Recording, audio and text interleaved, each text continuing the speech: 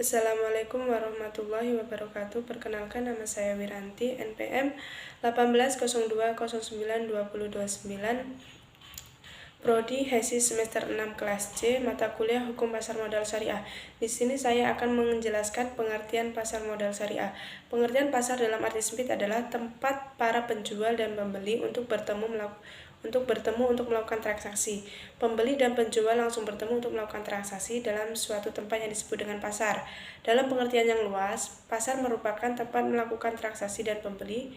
Dalam pengertian ini, antara penjual dan pembeli tidak harus bertemu dalam suatu tempat secara langsung. Hubungan antara keduanya dapat dilakukan dengan menggunakan secara informasi yang ada seperti internet, telepon seluler, ataupun sarana-sarana yang lain.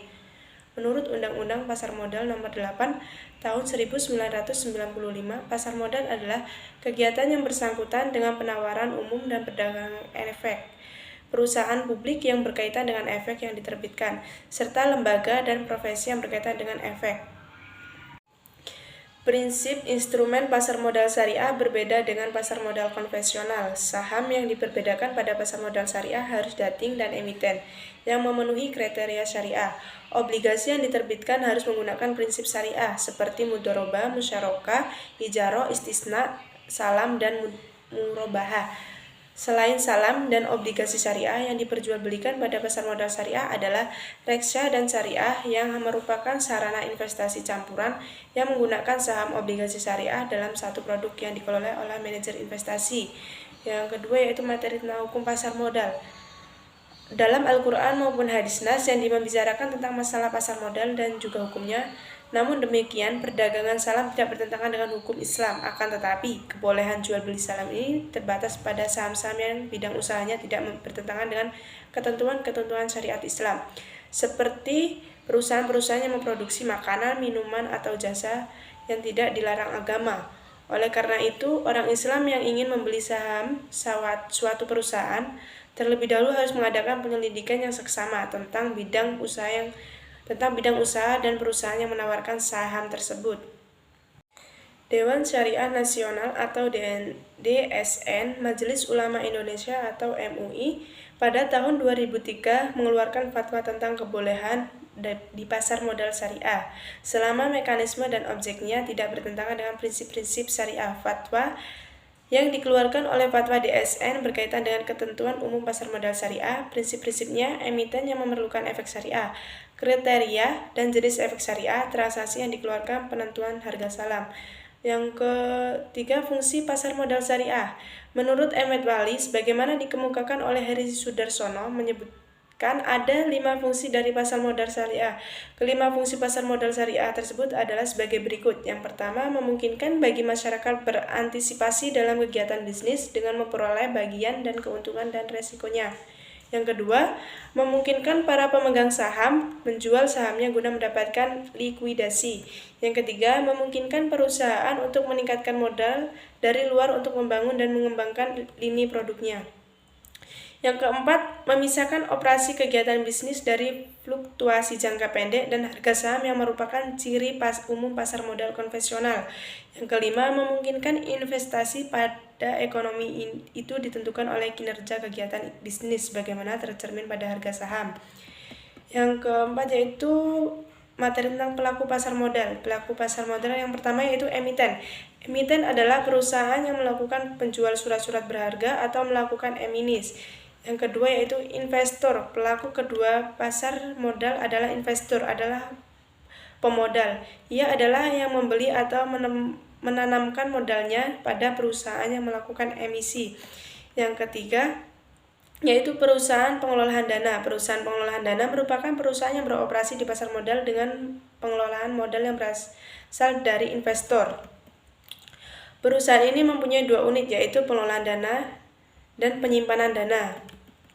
Yang keempat yaitu reksadana. Reksadana merupakan salah satu alternatif investasi bagi masyarakat pemodal, khususnya pemodal kecil dan pemodal yang tidak memiliki banyak waktu dan keahlian untuk menghitung resiko atau investasi mereka. Reksadana dirancang dalam angka menghimpun dana dari masyarakat yang memiliki modal dan mempunyai keinginan untuk melakukan investasi. Yang kelima yaitu jenis-jenis pasar modal syariah. Yang pertama, pasar perdana. Pasar perdana merupakan pasar di mana emiten pertama kali memperdagangkan saham atau surat berharga lainnya. Yang kedua yaitu pasar sekunder. Pasar sekunder adalah pasar yang memperdagangkan efek setelah penawaran di pasar perdana. Perdagangan pasar sekunder hanya terjadi antara investor yang satu dengan lainnya.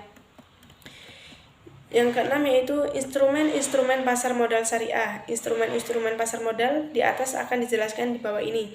Yang pertama yaitu saham atau stok. Saham adalah surat berharga bersifat kepemilikan terhadap suatu perusahaan. Maksudnya, si pemilik saham merupakan pemilik perusahaan.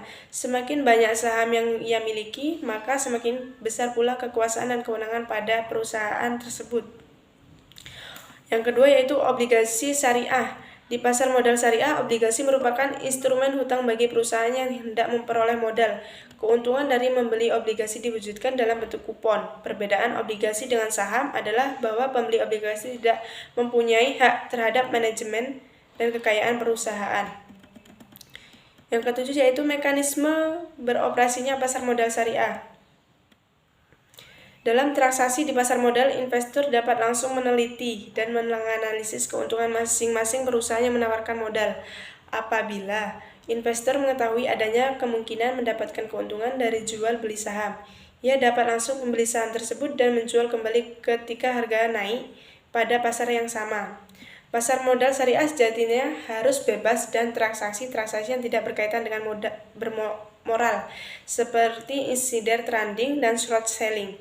Menurut Al-Habsyi yang dikemukakan oleh Sholahuddin, idealnya pasar modal syariah tidak menggunakan transaksi, riba, gharar, dan saham perusahaan yang bergerak pada jenis usaha yang tidak dilarang syariah.